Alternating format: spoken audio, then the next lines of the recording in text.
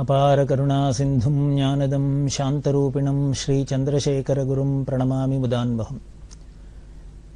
பிரிவு 1982 வருஷம் ஷோலாப்பூருக்கு பக்கத்தில் சிந்துபல் அப்படிங்கிற ஊர்கிட்ட இருக்கிறதே, அங்கே ஊருக்கு ஒதுப்புறமா ஒரு சிவங்கோவில், அந்த சிவங்கோவிலில் இருக்கிறதே தான் பெரிவாளோட பரமகுரு ஆராதனை வந்தது. கலவ பெரிவா அப்படின்னு சொல்வோம். அந்த மகான் தான் பெரிவாளை நமக்கு கண்டெடுத்து கொடுத்தவர். அவரோட ஆராதனை, அந்த ஆராதனையை முதல்ல பண்ணலாம் அப்படின்னு சொல்லி, பண்ண வேண்டான்னு சொல்லி, அப்புறம் சிம்பிளாக பண்ணணும்னு சொல்லி, அப்புறம் 32 பிராமணாவை வச்சு எதோக்தமாக பண்ணணும்னு பெரியவா உத்தரவு பண்ணினா. இது உத்தரவு பண்ணது எப்போ அப்படின்னா, ஆராதனைக்கு முத நாள் கார்த்தால 8 மணி வாக்கில் பண்ணுறா.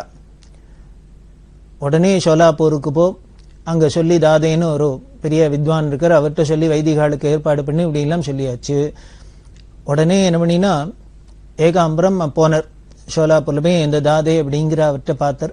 அவர் ஒரு 18 வைதிகால ஏற்பாடு பண்ண முடியும் அப்படின்னு சொன்னார். ஏன்னா மடத்துல ஆராதனைக்கு பிராமணாலா வரைக்கணும்னா அதுக்கு ஏகப்பட்ட ஆச்சார அனுஷ்டானங்கள்லாம் இருக்கு, ரெஸ்ட்ரிக்ஷன்ஸ் எல்லாம் இருக்கு. அதுக்கெல்லாம் சம்மதப்பட்டு அது வந்து பெரியவா இருக்கா, பெரியவா இருக்கிற இடத்துல நடக்கிறது பெரியவாளோட பரமகுரு ஆராதனை அப்படின்னா எவ்வளவு ஜாகிரதையா இருக்கணும். அதனால அதுக்கேற்ற சத்பாத்திரமா இருக்கணும் அப்படின்னு அவள்லாம் எல்லாருக்கும் ஒரு கவலை இருக்கும், பயம் இருக்கும். பெரியவா அந்த இத்தாப்பில் உட்காந்து பார்த்துட்டு இருப்பா. ஸோ அதனால அவர் என்ன பண்ணார், 18 பேரை தயார் பண்ணினார்.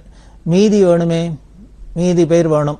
அதுக்காக என்ன பண்றது, என்ன பண்ணா சதாரால கிருஷ்ணா சாட்சியில் அப்படின்னு சொன்னோம். அவர்கிட்ட சொல்லி ஏற்பாடு பண்ணலாம் அப்படின்னா பெரியவா சொன்னா கிருஷ்ணா சாட்சியில்கிட்ட சொல்லி பண்ணு அப்படின்னு. இவர் இங்கேருந்து ஃபோன் பண்ணுறது, எங்க சதாரால கூப்பர் சுந்தரம் அப்படின்னு ஒரு பக்தர் அப்படின்னு முன்னமே பார்த்துருக்கோம். அந்த கூப்பர் சுந்தரத்துக்கு ஃபோன் பண்ணி ஏகாம்பரம் பேசினர். மாதிரி பெரியவா ஆராதனை பண்ண சொல்லி உத்தரவாயிருக்கு. இங்கே 18 பேர் ஷோலாப்பூரில் ஏற்பாடு பண்ணியாச்சு, மீதி பேர்லாம் ஏற்பாடு பண்ணணும். அதோட இல்லை, இந்த ஆராதனை பாத்திரங்கள்லாம் முதல் வருஷம் ஆராதனை எங்கே நடந்தது, சதாரால தான் நடந்தது. அதுவும் பார்த்துருக்கோம். முதல்ல அகமதாபாத்தில் இருந்த பெரியவாளை புது பெரியவாளை விட்டு பண்ண சொல்லு அப்படின்னு சொல்லிவிட்டு அதுக்கப்புறம் இங்கேயே வந்து பண்ணி அதே மாதிரி தான் நமக்கெல்லாம் நடந்தது இல்லையா. அதனால இந்த பாத்திரத்துலாம் இங்கே இருக்கு. அதனால இவர் கூப்பர் சுந்தரத்துக்கு ஃபோன் பண்ணி சொன்னார், கிருஷ்ணா சாட்சியில் சொல்லி மீதி வைதிகாலையும் ஏற்பாடு பண்ணிட்டு அந்த பாத்திரங்கள் எல்லாமும் எடுத்துன்னு வராப்புல ஏற்பாடு பண்ணுங்க, நீங்கள் ஒரு வேனை வச்சு சத்தாராலேருந்து இந்த சிந்துபலுக்கு அனுப்பிச்சிருங்க அப்படின்னு. அவர் உடனே ஃபோனில் சொன்னார் கூப்பர் சுந்தரம், நான் அப்போ தான் 4 நாள் முன்னால் வந்திருக்கிறதே மேட்டூர் ராஜகோபால் சொன்னார் ஆராதனை இங்கே இல்லைன்னு விட்டா பெரியவா அப்படின்னு சொன்னாலே, அதனால நான் ஒன்றும் ஏற்பாடு பண்ணலையே அப்படின்னு. உடனே இவர் சொன்னார், ஆமாம் அன்னைக்கு சொன்னா பெரியவா, ஆனால் இப்போ மாற்றிவிட்டா, அதனால நம்ம ஏற்பாடு பண்ணி தான் நானும் அனுப்புங்க அப்படின்னார். சரி அப்படின்னாச்சு. உடனே இந்த கிருஷ்ணா சாட்சிகளுக்கும் ஃபோன் பண்ணி சொன்னால், அவர் கவலைப்படாதீங்க, நாம் எல்லாத்தையும் பிராமணாலையும் அழிச்சுட்டு பாத்திரங்கள் எல்லாம் எடுத்துன்னு வந்து சேர்ந்துடுறோம், ராத்திரிக்குள்ளே வந்து சேர்ந்துடுறோம் அப்படின்னு அவரும் சொல்லிவிட்டார். ஆனால் இவர் சொல்லியிருந்தார், அடிக்கடி ஃபோன் பண்ணிட்டு இருக்கோம், என்ன பெரியவா கேட்டுருப்பா, கவலையாக இருப்பா, விசாரமாக இருப்பா அப்படின்னு. இந்த ஆராதனம் போதெல்லாம் அந்த பெரியவாளோட அந்த பாவத்தை பார்க்கணும். கிட்டக்க இருந்து பார்த்தா ரொம்ப அதிசயமா இருக்கும். எதுக்கு அப்படின்னர், அதை ஏன் பார்த்து நமக்கு என்ன பிரயோஜனம் அப்படின்னர், ஒன்றும் இல்லை, நம்ம வீட்லேயும் பிதிர்காரியங்கள்லாம் வரத்தே, நம்மளோட மாதா பிதாக்கள் சாத்த காலம்லாம் வரத்தே எப்படி நாம் ஆசாசியாக பண்ணணும், அந்த விசாரம் இருக்கணுமா. வருது வருது சாத்தம் வருது, பிதர்களுக்கு காரியம் வருது வருது, அது நல்லபடியாக நடக்கணும் நல்லபடியாக நடக்கணும், நமக்கு ஒரு கவலை இருந்துகிட்டே இருக்கணும். அப்படித்தான் பெரியவா பாப்பா, ஒவ்வொரு விஷயத்தையும் பாப்பா, ஒவ்வொரு சாமான்களையும் பாப்பா. வாங்கி வச்சிருக்கிற சாமானமான் அப்படி எல்லாம் என்ன பண்ணார், ஜோஷி ரகுராமன் இது மாதிரி வாழலாம் பக்தாள்லாம் என்ன பண்ண நிறைய சாமானமெல்லாம் ஆராதனைக்கெல்லாம் வாங்கிட்டு வருவா. லாரியில் சாமான்லாம் வரும், கரிகா பழம் அது இது எல்லாம், எல்லாத்தையும் பாப்பா பெரியவா. அதில் கருவேப்பிலை எங்கே, கொத்தமல்லி எங்கே, இஞ்சி எங்கே, அது எங்கே இது எங்கன்னு ஒரு சின்ன சாமானை கூட விட மாட்டா. எல்லாத்தையும் பாப்பா பெரியவா, கவனிப்பா. என்ன சமையல் பண்ண போகிறாள், எப்படி நடக்க போகிறது, யார் என்ன பண்ண போகிறா, எல்லாத்தையும் விசாரிச்சுட்டே இருப்பா. அதனால தான் இவர் சொல்லியிருந்தார், அப்பப்போ எங்களுக்கு ஃபோன் பண்ணி இன்ஃபார்ம் பண்ணிட்டு இருங்கோ, பெரியவா கேட்பா பதில் சொல்லணும் அப்படின்னு. பெரியவா அதுக்குள்ளே என்ன பண்ணார், இந்த ஏகாம்பரம் போய் ஷோலாப்பூர்ல போய் இந்த வைதிகாலாம் ஏற்பாடு பண்ணி எல்லாம் பண்ணிட்டு வரத்துக்குள்ள பாலு அப்படின்னு பெரியவாள்கிட்ட கைங்கரம் பண்ண, அவர் தான் இந்த ஆராதனையை பரமகுரு ஆராதனையை முக்கியமாக இருந்து நடத்துவர். அவர் என்ன பண்ணினார், சாமானுக்கு ஏற்பாடெல்லாம் பண்ணியிருந்தா சாமான்கள் எல்லாமும் வந்து கொடுத்து கூட கைங்கரியம் பண்ண வாளுக்கெல்லாம் பெரியவா இருக்கிற இடத்துலேயே தான் ஆராதனை பண்ணணும் அப்படின்னு ஆசை. ஆனால் பெரியவா என்னமோ இவாளுக்கெல்லாம் சிரமம் வேண்டாமே அப்படின்னுட்டு புது பெரியவா இருக்கிற இடத்துல பண்ணலாம்னு சொல்லிட்டா. ஆனால் பெரியவாளுக்கு அது மனசுல என்ன அப்படின்னு தான் இருக்கிற இடத்துலயும் ஏதோ நடக்கணும் அப்படிங்கிறதுனால போல இருக்கு, திருப்பி இங்கேயும் ஏற்பாடு பண்ண சொல்லிட்டா. அதனால இவ பாலு மாமா சாமான்லாம் ஏற்பாடு பண்ணித்தனா, சாமான்லாம் வந்துடுத்து, கரிகா வந்துடுத்து, எல்லாம் சாமான்கள்லாம் வர ஆரம்பிச்சு கொடுத்து. ஏகாம்பரம் போகல் அப்படின்னு இருக்காருன்னு சொன்னேன் சோலாப்பூர்ல, அவர்கிட்ட சொல்லி இன்னும் வேணுங்கிற சாமான்கள்லாம் பண்ணி ஏற்பாடெல்லாம் பண்ணி, பெரியவா லம்போட்டிங்கிற இந்த இடத்துல பண்ணியிருந்த இந்த மர தட்டி எல்லாம் போட்டு மரவெல்லாம் பண்ணியிருந்தாலே அதெல்லாம் எடுத்துன்னு வந்து ஒரு லாரியில போட்டு கொண்டு வந்து இந்த இடத்துல இந்த சிந்து பல்ல இருக்கிற சிவன் கோவில்ல தடுப்பெல்லாம் தடுத்து சமையலுக்கு ஏற்பாடெல்லாம் பண்ணி கோட்டை அடுப்பெல்லாம் வச்சு எல்லாம் பண்ணியாச்சு. அதுக்குள்ள பெரியவா என்ன பண்ணிட்டா, அந்த ஊர் பஞ்சாயத்து தலைவரை கூப்பிட்டு அவர்கிட்ட பேசி ஆளெல்லாம் வச்சு அந்த மேடைக்கும் அதுக்கும் ஒரு ரேம்ப் மாதிரி கட்ட சொல்லிட்டா.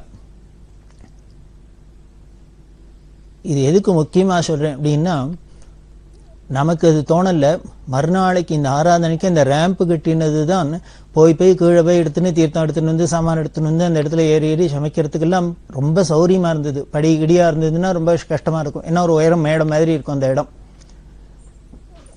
அப்படி பெரியவா பார்த்து ஏற்பாடு பண்ணி ரேம்ப் எல்லாம் கட்டியாச்சு, எல்லாம் பண்ணியாச்சு.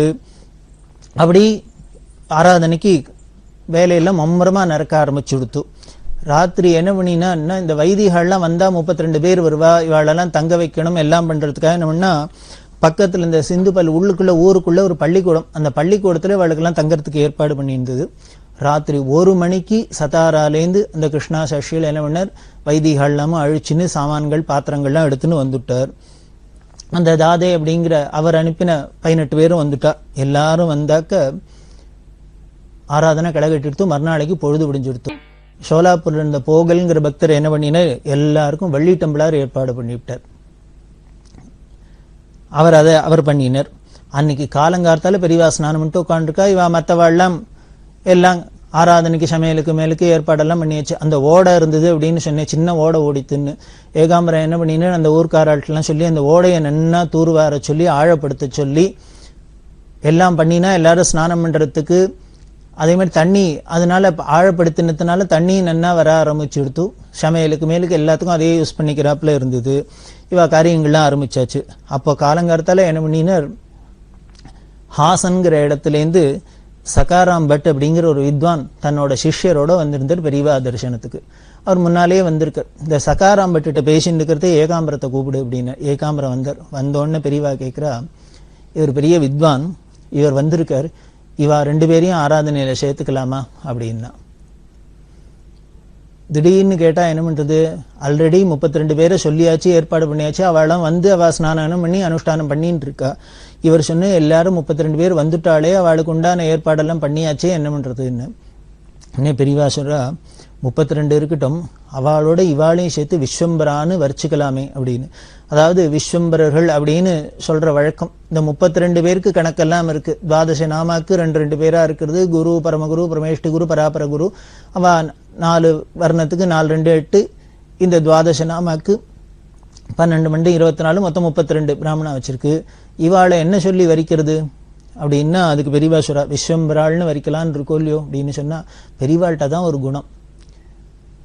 சொல்றேன் வாழை வச்சுக்கோ அப்படின்னு சொல்ல மாட்டா. பண்ணலாமா, இதுக்கு இடம் இருக்கா சாஸ்திரத்துல, இது சரியான காரியமா அப்படின்னு பார்த்து தான் அவ்வளவு ஜாகிரதை. இது எதுக்கு அப்படின்னா, நாம ஒரு காரியங்கள் பண்றதே எவ்வளவு ஜாகிரதையா இருக்கணுங்கிறதுக்கு நமக்கு பண்ணி காமிக்கிறதுக்காக. இப்ப என்ன பண்ணினா, அவளையும் இதை விஸ்வம்பராளா வரைச்சுக்கலாம் அப்படின்ட்டா. இப்ப 32 அப்படின்னது 34 ஆயிடுத்து. ஏன் அப்படியாச்சு? நல்லதுதான், பரம சந்தோஷம். காரணம் என்னன்னா, பெரியவாளோட பிளாட்டினம் ஜூப்ளி 75 வருஷத்துக்கு முன்னால பெரியவா பீட்டாரோகணம் பண்ணான்னு. அப்படி 75 வருஷத்துக்கு முன்னால பீட்டாரோகணம் பண்றதுக்கு காரணமா இருந்தது இந்த மகான் பரமகுரு தானே. அதனால அவருக்கு பீடாரோகணத்தை பெரியவா எப்படி பிளாட்டினம் ஜூப்ளியை செலிப்ரேட் பண்றான்னா, இன்னும் 32 எப்பொழுதும் வருஷம் 32 பிராமணா வச்சு பண்ற ஆராதனை இந்த தரம் எக்ஸ்ட்ராவா இன்னும் 2 பேரையும் சேர்த்து 34 பேரா வச்சு ஆராதனை விசேஷமா அந்த வருஷம். பெரியவாளுக்கு ஒரே சந்தோஷம், அப்படியே முகம் மலர்ந்திருக்கு. அவ்வளவு சந்தோஷமா இருக்கு. காரியம் வேணா பிரமாதமா நடந்துட்டு இருக்கு. எல்லா சாமான்களும் தான் யதோக்தமா வந்துடுத்தே. வந்தது சமையல்லாம் எடுத்து ஒரு 12 மணி வாக்குல ஆராதனை ஆரம்பிச்சுது. பெரியவாளும் கூட வந்து உட்கார்ந்துருந்தா. என்ன பண்ணா, பெரியவா தானே பழத்தெல்லாம் எடுத்து தன்னோட கடத்துல இருக்கிற தீர்த்தத்தினால புரோஷன்லாம் பண்ணி அலம்பி எடுத்து கொடுத்து எல்லாருக்கும் இந்த வைதிகாலுக்கெல்லாம் பரமாற சொல்லி தானே பார்த்து பார்த்து சந்தோஷமா அவ சாப்பிட்றதெல்லாம் அவளுக்கு போட பார்த்து பார்த்து பறிஞ்சு போட சொல்லி இப்படி எல்லாம் பண்ணுவா. அந்த ஆராதனையில பெரியவா இருக்கிறதே பார்த்தா ஒரு ஆராதனை போது தானே விசிறியை எடுத்துன்னு விசிறா. ஏன்னா அந்த சாப்பிட்ற இடத்துலாம் ஒரே காத்து போறல எல்லாருக்கும் சிரமமா இருக்கும் அப்படிங்கிறதுனால பெரியவா விசிறியை எடுத்து விசிறினா வைதிகள்லாம் ரொம்பவே கலங்கி போயிட்டா. பெரியவா ஐத்தாப்புல நின்றுட்டு விசிறினா நமக்கு சாப்பிட உட்கார முடியுமா? அவ எதுக்கு முதல்ல சாப்பிட்றதே பெரிய கஷ்டம், வேற விசிறான்னா அவள்லாம் ரொம்ப சிரமப்பட்டா. உடனே கூட கைங்க கண்ணங்க சொன்னார், பெரியவா விசிற வேண்டாம், நாங்கள்லாம் விசிறோம் அப்படின்னா அதுக்கு பெரியவா சொல்றா, ஏன் குருநாதாளுக்கு நான் விசிறப்படாதா? அவளுக்கு நேரதான் இருந்து விசிறிட்டு கைங்கரியம் பண்ண முடியல, இப்பவானும் பண்ணப்படாதா? அப்படி இதான் பெரியவாளோட பாவத்தை பாருங்க. வந்திருக்கிறவாள்லாம் இந்த சாஸ்திரிகள் அந்த சாஸ்திரிகள் இந்த தீட்சை அந்த கணவாடிகள்னே பெரியவாளுக்கு கண்ணில் படல. அத்தனை பேரும் தன்னோட குருநாதாளா தான் தெரியுது, பரமகுருநாதாளா தெரியுது, குரு பரம்பரையா தெரியுது. அப்படிதான் நமக்கு அந்த பாவம் வரணும். எத்பாவம் தத்பவதி அப்படின்னு நம்ம எப்படி பாவிக்கிறோமோ அது அங்க பிரத்யக்ஷமா இருக்கு ஆறுது. அப்படி எல்லாம் கைங்கரியம் பண்ணி ஆராதனை பண்றவா. அந்த ஆராதனை முடிஞ்சுது. ஆராதனை முடிஞ்சா அதுல இன்னொரு விஷயம்லாம் என்னன்னா, இந்த சங்கர பக்த ஜனசபால வைத்தியநாத ஐயர் காஞ்சிபுரத்துல வித்வத் சதஸ் எல்லாம் பண்ணியிருந்தார், ஏற்பாடு பண்ணியிருந்தார் அப்படின்னு சொன்ன பவழ விழாக்காக. அதுல வைதிகாளுக்கெல்லாம் சம்பாவனோட ஆளுக்கு ஒரு பவுன் கொடுக்கறதுன்னு ஏற்பாடு பண்ணியிருந்தார். அவர் என்ன பண்ணினார், அவளுக்கெல்லாம் கொடுக்கறதுக்கு மேல என்ன பண்ணார், இந்த ஆராதனை பிராமணாளுக்கு எல்லாமும் ஆளுக்கு ஒரு பவுன் கொடுத்து அனுப்பிச்சிருந்தார். போகல்ங்கிற ஒரு வெள்ளி டம்ளார் கொடுத்துட்டார். இந்த வைத்தியநாதையர் சங்கர பக்த ஜனசபாலேருந்து ஆளுக்கு ஒரு பவுன் கொடுத்துட்டு எல்லாம் வைதிகாளுக்கெல்லாம் பரம சந்தோஷம். ஏதோ நடுக்காட்டுல நிற்கிறது எப்படி இவ்வளவு கிடைக்க எதோக்தமா நடக்கிறதுன்னு. அதுதான் பெரியவாளோட சங்கல்பம் அப்படிங்கிறது. நாம முன்னாலே ஒரு மாசத்துக்கு முன்னாலே ஏற்பாடு பண்ணினா கூட நம்மளால இப்படி எல்லாம் பண்ண முடியல. நாளைக்கு ஏற்பாடு பண்ணி மறுநாளைக்கு இப்படி நடக்கிறதுன்னா அதான் பெரியவாளோட தபஸ், அவளோட பக்தி ஸ்ரத்தையை குறிக்கிறது. அப்படி இந்த குரு ஆராதனை விமரிசையா சிந்து பல்ல நடந்தது. நமக்கு மட்டும் கொஞ்சம் ஸ்ரத்தை இருந்துருத்துனா, பக்தி இருந்துருத்துனா அதுக்கப்புறம் நடக்காத காரியமே இல்லை, நம்மளால சாதிக்க முடியாதே இல்லை. அதெல்லாம் இப்படி மாதிரி மகான்களோட சரித்திரத்திலேருந்து நமக்கு நிதர்சனமா தெரியறது. அப்படியா பரமகுரு ஆராதனை ரொம்ப பிரமாதமா நடந்தது. பெரியவாளுக்கு அவ்வளவு சந்தோஷம். அந்த வைதிகாளுக்கெல்லாம் வெள்ளி டம்ளார் ஆளுக்கு ஒரு பவுன் காசு இப்படி எல்லாம் வாரி கொடுக்கப்பட்டது அப்படின்னு சொன்னோம். இந்த வைதிகாளுக்கு எத்தனை கொடுத்தாலும் பெரியவாளுக்கு திருப்தியே ஏற்படாது, அவ்வளவு சந்தோஷப்படுவா. இன்னைக்கு வைதிகாலாம் பரம சௌக்கியமா இருக்கா, எல்லாரும் க்ஷேமமா இருக்கா அப்படின்னா, காரு பங்களா வீடு வாசல்லாம் சௌரியமா இருக்கான்னா அது அத்தனைக்கும் காரணம் பெரியவாளோட இந்த தாபம் தான். ஒருத்தர் பெங்களூர்லேருந்து வந்திருந்தார். அவர்கிட்ட தரிசனம் பண்ணிட்டே பெரியவா அவர்கிட்ட பேசிட்டு, நீ என்னவா இருக்குன்னு இன்ஜினியர் ஏதோ சொன்னார். எதுல உத்தியோகம் இருக்கு, ஏதோ உத்தியோகம் இருக்கிற கம்பெனியை சொன்னேன். எவ்வளவு சம்பளம்னாரு, 3000 ரூபா அப்படின்னார். அந்த காலத்துல ஒரு 3000 ரூபா அப்படிங்கிறது ஒரு பெரிய தொகையா இருந்தது. 3000 ரூபா அப்படின்னு உடனே, அப்பா இவ்வளவு அவனுக்கு அப்படின்னா, ஏன் அவர் 3000 ரூபா வாங்கினா படாதா? பெரியவா என்னமோ இப்படி கேட்கிறாள் அப்படின்னா, பெரியவா சொல்றா, நீ சாதாரண ஒரு இன்ஜினியரிங் படிச்சிருக்க, உனக்கு 3000 ரூபா வருது மாசம். ஆனா வைதிகாளுக்கெல்லாம் பெரிய வேதத்தை படிச்சுட்டு அவளுக்கெல்லாம் வரலையே இப்படி, அவளுக்கெல்லாமே இது மாதிரி வருமா, இது மாதிரி வருமா, மாசம் 3000 வருமா அப்படின்னு. அப்படியே அந்த தாபம் ஏங்கினா. சாதாரண லௌகீக படிச்ச படிப்புக்கு எல்லாமே நமக்கு லட்சக்கணக்கில் வருது, ஆயிரக்கணக்கில் வருதுன்னா, பெரிய இருக்கிறதுலே உயர்ந்ததான பிரம்ம வித்தை அப்படின்னு சொல்லக்கூடிய அந்த வேதாத்தியனம் பண்ணவாளுக்கு, வேதம் படிச்சவாளுக்கு எவ்வளவு வரணும், எவ்வளவு கொடுக்கணும், அதைத்தான் பெரியவா ஆசைப்பட்டா. அப்படி வாரி கொடுத்தாலும் என்ன கொடுத்தாலும் பெரியவாளுக்கு இன்னும் கொடுக்கணும்னு தான் ஆசை இருக்குமே. அப்ப நிறைய நம்மளும் செஞ்சுட்டோம் கொடுத்துட்டோம் அப்படின்னு தோணாது. இது முக்கியமா எதுக்கு சொல்றேன் அப்படின்னா, இன்னைக்கு வைதிகள்லாம் அவசியம் வைதீக சமூகம் பெரியவாளுக்கு நித்தியம் ஆகாரம் பண்றதே, சாப்பிட்றதையெல்லாம் ஒவ்வொரு கவலமும் எடுக்கிறதே பெரியவாளை ஸ்மரிக்கிறதுக்கு அவளுக்கு நன்றி கடன் பட்டிருக்கு. இன்னைக்கு எல்லாரும் க்ஷேமமா இருக்கான்னா, சௌக்கியமா இருக்கான்னா, பரம சௌக்கியமா இருக்கான்னா, அதுக்கு முழுக்க காரணம் பெரியவாளோட இந்த ஆசை, அவளோட தபஸ், அவளோட அனுகிரகம். பெரியவா நுங்கம்பாக்கத்துல இருந்தா, முன்னாலே யாத்திரையில இருக்கிறதே நுங்கம்பாக்கம்ங்கிற இடத்துல இருந்தா. நுங்கம்பாக்கத்துல ஸ்ரீ தத்தாஜி அப்படின்னு ஒரு பக்தர், அவ வீட்டுல பெரியவா தங்கி இருந்தா. அப்போ தங்கி இருக்கிறதே பெரியவாளுக்கு ஒண்ணு தோணித்து, இந்த வைதிகா வேதம் படிச்சவாள்லாம் அவளுக்கெல்லாம் நிறைய குழந்தைகள்லாம் இருக்கு, பொன் குழந்தைகள்லாம் இருக்கு. இந்த பொன் குழந்தைகளை கல்யாணம் பண்றதுங்கிறது, அதாவது 57-60 வாக்குல சொல்றேன், இது கல்யாணம் பண்றது அப்படிங்கிறது ஒரு பெரிய கஷ்டமான காரியமா இருந்தது குழந்தைகளை பெத்தவாளுக்கு, பொண்ணை பெத்தவாளுக்கு. ஏன்னா வரதட்சணை, சீரு, சனத்தி, அது இது அப்படின்லாம் வச்சுட்டு இந்த கல்யாணத்தை காலப்போக்குல நாம ஒரு வைதீக கர்மானுஷ்டானத்தை ஒரு பிசினஸ் மாதிரின்னு ஆக்கிவிட்டோம். ஒரு ஆடம்பர செலவெல்லாம் நிறைய கூட்டி விட்டு என்னெல்லாமோ பண்ணிவிட்டோமே. அதுலேருந்து இன்னி வரைக்கும் யாராலையும் வெளியில் விட முடியல. இன்னும் நாளுக்கு நாள் ஜாஸ்தி தான் ஆயின்னு இருக்குது அனாவசிய செலவு, ஆடம்பர செலவு. அதனால பெரியவா என்ன பண்ணா, இந்த வைதிகாளுக்கெல்லாம் வருமானமும் ஒன்றும் இல்லை, அன்னன்னைக்கு ஜீவனத்துக்கே அவள் கஷ்டப்பட்டு இருக்கா. அப்படி இருக்கிறதே இந்த குழந்தைகளுக்கெல்லாம், பொன் குழந்தைகளுக்கெல்லாம் கல்யாணம் பண்ணுறதுக்கு ஆயிரக்கணக்கில் செலவழிக்கணும்னா அவள் ரொம்ப சிரமப்படுறா. இப்படி செலவழிக்கிறதுக்கு பணம் இல்லைங்கிறதுனால இந்த குழந்தைகளுக்கு கல்யாணம் வர்றது தள்ளி போயிட்டே இருக்கு. இப்படி குழந்தைகள்லாம் பார்த்தேன்னா, பொன் குழந்தைகள்லாம் கல்யாணம் ஆகாத 25 வயசு 30 வயசு அப்படின்லாம் நிற்கிறத பார்த்தா அவளுக்கு மனசுலையும் ஒரு தாபம் இருக்கும் இல்லையோ. நம்ம வயசுக்காரெல்லாம் கல்யாணம் ஆகி அவள் குழந்தைகள் குட்டிகளோட சௌக்கியமா இருக்கா, நமக்கு இன்னும் ஆகலையே அப்படிங்கிறதுலாம் ஒரு தாபம் இருக்கும், ஏக்கம் இருக்கும். அதே மாதிரி ஸ்திரீகளுக்கெல்லாம் காலாகாலத்தில் எல்லாரும் கல்யாணம் ஆகலைன்னாலே அந்த மொராலிட்டி தப்பி போகிறதுக்கு, நம்ம கெட்டு போகிறதுக்கு ஒரு சந்தர்ப்பம் ஏற்பட்டுருது. அதனால தான் நமக்கு சாஸ்திரம் கிரகஸ்தாசிரமத்தை ரொம்ப முக்கியமாக சொல்லியிருக்கு. அதுவும் இந்த கலியில் ரொம்ப முக்கியமாக சொல்லியிருக்கு. அதனால நம்ம ஒரு கெட்டு போகாத நேர்வழியில் இருக்கணும் அப்படின்னா காலாகாலத்தில் கல்யாணம் பண்ணி குழந்தைகள் குட்டிகளோடு சௌக்கியமாக இருந்தோம்னா நமக்கு கெட்டு போகிறதுக்கு சான்ஸ் இல்லாத போய்டுது. நம்ம வாழ்க்கை ஒரு நேர்வழியில் போய்டுறது. அதுக்காகவே சீக்கிரம் கல்யாணம் பண்ணும் அப்படின்னு பெரியவா ரொம்ப ஆசைப்பட்டா, தியாபப்பட்டா. சமுதாயம் நன்னா இருக்கணுமேங்கிறதுக்காக தான். அதனால இந்த வேதம் படிச்சவாள்லாம் தங்களோட பொன் குழந்தைகள் கல்யாணம் பண்ண முடியாத இருக்கா, அந்த குழந்தைகள்லாம் இப்படி நிற்க முடியுமா இருக்கு. அதனால அவள் கெட்டு போகிறதுக்கு இன்னும் தப்பு தவறுக்கெல்லாம் ஏகப்பட்ட காரணம் ஏற்பட்டுருது. இதுக்கெல்லாம் விட்டுறக்கூடாது அப்படின்னு சொல்லி, என்ன மாதம் மும்மாறி எதுக்கு பொழியறதுன்னர், 3 மாறி மும்மாறி அப்படிங்கிறோம். அது எதுக்குன்னர், பிராமணன் வேதம் படிக்கிறது, வேதத்தை தனம் சொல்றதுக்காக ஒரு மழை பெய்யுறது. ராஜாக்கள்லாம் தர்மத்தோட நேர்மையோட ஆட்சி பண்றதுக்காக ஒரு மழை பெய்யுறது. பெண்கள்லாம் ஸ்திரீகள்லாம் கற்பு நெறி தவறாத இருக்கிறதுக்காக ஒரு மழை பெய்யுறது. மாதம் மும்மாறிங்கிறது இவா 3 பேரோட இந்த 3 காரியத்துக்காக தான் மழை பெய்யுறது. அப்படி ஒரு முக்கியமான விஷயம்.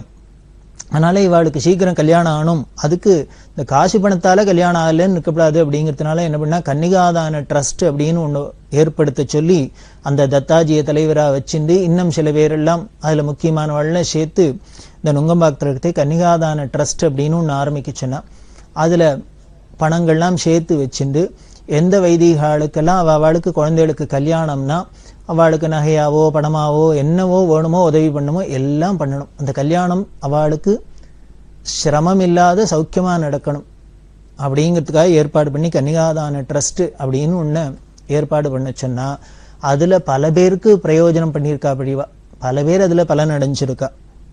அப்படி அடைஞ்ச இடத்துல ஒருத்தரோட நிகழ்ச்சியை பார்க்கலாம், அதே ரொம்ப மனசை உருக்குறாப்புல இருக்கும். பெரியவா கலவைங்கிற இடத்துல இருந்தா, கலவையில் இருக்கிறதே ஒரு நாளைக்கு அமாவாசைக்கு ஸ்நானத்துக்கு பக்கத்துல ஒரு ஓடை, அந்த ஓடையில போய் ஸ்நானத்தை பண்ணிட்டு பக்கத்திலேயே உட்காந்துட்டு தர்பாசனத்தை போட்டு இவ அனுஷ்டானங்கள்லாம் முடிச்சா. மானசீக பூஜை எல்லாம் முடிக்கிறதே ஜனங்கள்லாம் தரிசனத்துக்கு வருவா. அவளுக்கு வெளியில உட்காந்து அனுஷ்டானம் பண்ணி பூஜையெல்லாம் பண்ணிருப்பா. வந்தவாளும் தரிசனம் பண்ணி போயிட்டு இருப்பா. பெரியவா எல்லாத்தையும் முடிச்சுன்னு ஏந்திருக்கிறது இந்த ஏகாம்பரன் பெரியவாளோட இந்த ஆசனம் எல்லாத்தையும் எடுக்கணுமே. அப்படி எடுக்கலான்னா பெரியவா மேலே யாரோ புஷ்பத்தை போட்டிருக்கா, அது பண்ணியிருக்கா. அந்த ஆசனத்துல பார்த்தா 2 ஜோடி வளையல், தங்க வளையல் கிடக்கு. அதை யாரோ பக்தா பெரியவாளோட புஷ்பத்தோட பெரியவாளுக்கு அர்ப்பணம் பண்ணியிருக்கா. இவருக்கு வளையலை பார்த்தோன்னு தூக்கி ஏறி போட்டது. உடனே என்ன பண்ணினார், அங்க இருக்கிறவாள்கிட்ட சொன்னார், யாரோட வளையல்னு தெரியல, அதை எடுத்துனுடுங்க அப்படின்னா ஒருத்தரும் ஒன்றும் பதிலே சொல்லல, ஒருத்தரும் எடுத்துக்கல. என்ன பண்றதுன்னு தெரியல. இவர் கையில எடுத்துன்னு விட்டு 2 ஜோடி வளையலும் ஆசனத்தை எடுத்துன்னு பெரியவாளோட பின்னால போறார். பெரியவாள்கிட்ட சொன்னார், யாரு போட்டிருக்கா என்னன்னு தெரியல, வளையல் இருக்கு அப்படின்னு. பெரியவாளும் ஒண்ணுங்கள்ல பிசாத இருந்துட்டா. அன்னைக்கு ராத்திரி என்ன பண்ணினா, இந்த தத்தாஜின்னு சொன்னேனே அவரோட புள்ள, அவர் குடும்பத்தோட பெரியவாள்கிட்ட தரிசனத்துக்கு வந்திருந்தார். தரிசனத்துக்கு வந்திருக்கிறதே பெரியவா சொல்றா, உங்க அப்பாவை வச்சு ஒரு கன்னிகாதான ட்ரஸ்ட்னு ஒன்று ஆரம்பிச்சுது. அது பல வருஷம் பல பேருக்கு எல்லாம் நிறைய கைங்கெல்லாம் பண்ணிட்டு, அதுக்கப்புறம் இப்போ அதில் ஏதானும் பண்ணிட்டு இருக்காளா என்னன்னு தெரியல. அதுல ஏதானும் இருக்கா, பணங்காசு இருக்கா, யாருக்கானும் ஒத்தாசை பண்ண முடியுமா அப்படின்னு கேட்டோன்னு அந்த தத்தாஜி புள்ள சொன்னார், இருக்கு.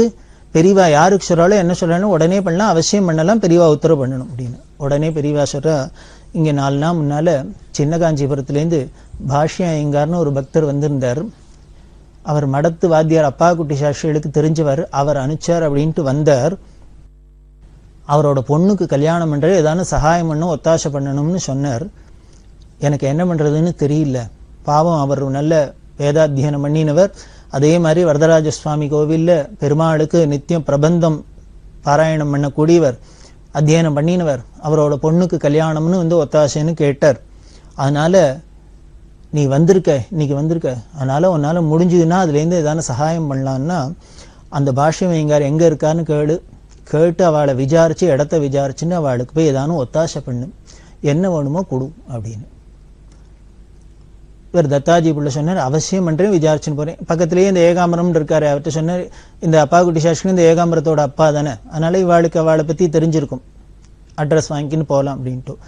உடனே பிரிவாசுரா, கார்த்தால நாங்கள் உட்காந்து ஜபம் பண்ணிக்கிறது யாரோ என் மேலே வளையலை போட்டுட்டா, அதுவும் இந்த ஏகாம்பரத்துட்டு இருக்குது, அந்த ஒரு ஜோடி வளையலையும் வாங்கிக்கோ, அந்த வளையலையும் வாங்கி கொடுத்து நீ மேற்கொண்டு என்னென்ன கொடுக்க முடியுமோ அவளுக்கு ஒத்தாசை பண்ணு, கைங்கரியம் பண்ணு அப்படின்னு அவர் எடுத்துன்னு போய் கொடுத்தா. அந்த பாஷ்யம் எங்கார் எதிரே பார்க்கல. 2 நாள் முன்னால 4 நாள் முன்னால பெரியவாள்கிட்ட போய் கேட்டார், பிரார்த்தனை பண்ணினார். ஆனால் பெரியவா அதுக்கு என்ன பதில் சொல்றது? பிரசாதம் இருந்தா என்ன பதில் சொல்லுவா? இப்படிதான் பதில் சொல்லுவா, காரியத்தில் தான் காமிப்பா பெரியவா. அந்த அனுகிரகம்ங்கிறது முன்னால் வந்து நிற்கும் நமக்கு முன்னால். அவர் ரொம்ப உருகினர், பெரியவாளோட கருணையை நினைச்சு உருகினர். ஏதோ பெரியவா ஏதானும் புடவை கொடுப்பாளாக்கும், திருமங்கலையும் கொடுத்தாளாக்கும், ஏதானும் சகாயமா சொல்பமா பண்ணுவாளாக்கும்னா இப்படி 2 ஜோடி வளையல் இன்னும் என்னென்ன வேணுமோ பண்றதுக்கு வந்து ஆள் காத்துட்டு இருக்கார், அப்படி எல்லாம் கொடுத்தார். அப்படி பெரியவா காரணம் என்ன?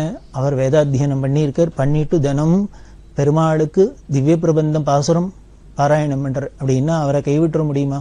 அவர் பகவானுக்கு பண்ற கைங்கரியத்துக்கு நாம இப்படி பண்ணணுங்கிறதுக்காக பெரியவா பண்ணியிருக்கா. அதுல இந்த சம்பிரதாயத்தை சேர்ந்தவா, இந்த சம்பிரதாயத்தை சேர்ந்தவா, இந்த சித்தாந்தத்தை சேர்ந்தவா, இந்த மதத்தை சேர்ந்தவா, இது மாதிரி எந்த வித்தியாசமும் கிடையாது. அவா சுதர்மத்துல அனுஷ்டானத்தோடு இருந்தா அவளுக்கு ஒத்தாசை பண்ணணுங்கிறதுல பெரியவா இருந்தா. இப்படி பல பேருக்கு பண்ணியிருக்கா. ஒரு வைதிகர் வந்து பெரியவாள்கிட்ட அழற, திடீர்னு பொண்ணு கல்யாணம் நின்று போயிடும் போல இருக்கு, கல்யாணம் நின்று போயிடுத்துன்னா எங்க குடும்ப கௌரவமே ரொம்ப பாதிச்சிடும், அந்த குழந்தைய அப்புறம் நாளைக்கு ஒருத்தரும் கல்யாணம் பண்ணிக்க மாட்டா, பெரியவா தான் காப்பாற்றணும். பெரியவா நீ தான் முன்னாலேயே இந்த அனுகிரகம் எல்லாம் வாங்கிட்டு போனேன், இப்போ திடீர்னு நிற்கணும்னா என்ன பண்றது, என்னால அப்படின்னு. இல்ல பொண்ணு வீட்டுல புள்ள வீட்டுல சொல்றா, 1 கேரட்ல வைரத்தோடு போட்டாதான் கல்யாணம் மேற்கொண்டு நடக்கும்னு சொல்றா. நானும் வைதிகன் தர்பகிட்ட தூக்கின்னு வீடு வீடா போயின்னு நான் எங்க போவேன், வைரத்துக்கும் வைடூரத்துக்கும் எங்க போவேன், 1 கேரட்டுக்கு எங்க போவேன் அப்படின்னு. உடனே பெரியவா சொல்றா, ஏண்டா நீனே சொன்னீங்கன்னா நானும் சன்னியாசி தண்டத்தை வச்சுன்னு உட்காந்துருக்கேன், நான் எங்க போவேன் வைரத்துக்கு அப்படின்னு. எனக்கு தெரியல, வேற இடம் தெரியல, கதி இல்லை, அதனால பெரியவா தான் காப்பாற்றணும் அப்படின்னு. அந்த சமயத்துல யாரோ தரிசனத்துக்கு வந்திருக்கா, ஒரு நல்ல பணக்கார ஸ்திரீ, அவ பொண்கள் எல்லாருமா வந்திருக்கா. உடனே அவள்கிட்ட கேட்குறா, அந்த பொண்ணுகிட்ட கேட்டா, நீ காதுல போட்டுருக்கே வைரத்தோட? ஆமா அப்படின்னு. எவ்வளவு அப்படின்னு. 1 கேரட் இருக்குமா? இருக்கும் அப்படின்னு. அப்ப நீ ஒண்ணு பண்றியா, எனக்கு ஒன்று ஒத்தாசை பண்றியா? என்ன சொன்ன? அந்த தோடை கைட்டி கொடுக்குறியான்னு. அவ யோஜனையே பண்ணல, கொடுக்குறேன்ட்டா. உடனே பெரியவா சொல்றா, நான் கேட்டோன்னு கொடுக்குறேங்கிறியே, ஆத்துல போய் உன்னோட புருஷனோ உங்க அப்பாவோ கேட்டாக்க, ஆத்துல இருக்கவா கேட்டாக்க, இன்னும் பெரியவா கேட்டா நீனும் வைரத்தோட கைட்டி கொடுத்துட்டு வந்துட்டியே அப்படின்னு ஒன்று கோச்சுண்டா என்ன பண்ணுவேன் அப்படின்னு. இல்ல கோச்சுக்க மாட்டா அப்படின்னா. அப்ப நீ என்ன பண்ணுவ காதுக்கு போட்டுக்கிறதுக்கு அப்படின்னா. இல்ல ஆத்துல இன்னொரு தோடு இருக்கு, போட்டுக்கலாம். உடனே பெரியவா சொல்றா, இவர் பொண்ணுக்கு கல்யாணம் நின்று போயிடுங்கிறார். அப்படி கல்யாணம் நின்று போயிடுத்துனா அவள் குடும்பத்துல பெரிய விபரீதமாயிடும். அதனால நீ இந்த தோட அவளுக்கு கொடு, உன்னோட புண்ணியத்துல அந்த குழந்தைக்கு கல்யாணமாயி க்ஷேமா இருக்கட்டும் அப்படின்னு சொன்னான். அவளும் அந்த தோட பரிபூர்ணமா ஆசையா கொடுத்தா. அவரும் வாங்கிட்டு போய் அந்த குழந்தை கல்யாணம் ஆச்சு அப்படிங்கிறோம். இது மாதிரி எல்லாம் நினைச்ச இடத்துல எங்கேயாவது நடக்குமா? பெரியவா சந்நிதியில தான் நடக்கும். அப்படி யாருக்கா இருந்தாலும், அதுவும் இந்த வைதிகாளுக்கு இப்படி கைங்கரியம் பண்றதுல பெரியவாளுக்கு அவ்வளவு சந்தோஷம். அப்படி இருக்கிற பெரியவா இந்த சிந்து பல்லக்கத்தை இன்னும் என்ன நடந்ததுங்கிறத தொடர்ந்து பார்க்கலாம்.